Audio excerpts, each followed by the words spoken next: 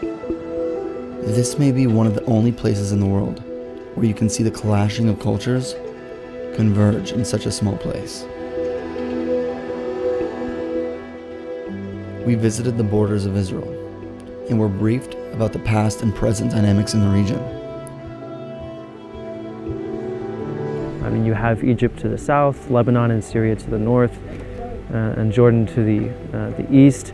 And because of that, it's very easy to understand how when you have so many other countries in a very close proximity, there's a lot that happens here, and there's a lot to talk about.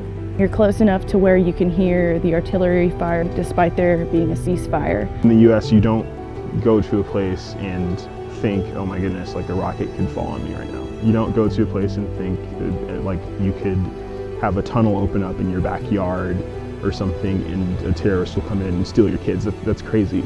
I feel like they're almost numb to it. That it's like, oh yeah, bombs go off and we have shelters. We don't go through that in California. We don't go through that in the United States ever. And it's almost scary to hear that. It's very easy to, when you're far away, to say, well, that doesn't really impact me. Why do I care? But when you're this close, you realize this is a very real thing. There are very real people involved. We also got a chance to meet Shadi Kalul, a Maronite Christian who served as a paratrooper captain in the IDF. He's a great example of how a Christian minority can contribute and prosper in the land of Israel. He also promotes the importance of preserving the Aramaic Christian heritage. Shadi Kalul is a great example of how Israel is a light to the nations and how it is a force for good over here in the Middle East. The Christian community in Israel is thriving and prospering and enjoying safety and security. And in Arab states and that following Islamic Sharia laws, the number of Christians are decreasing and they almost disappearing from these countries. He's been able to make steps to revitalize and revise a culture that is rich both in church history and in ethnic culture as well.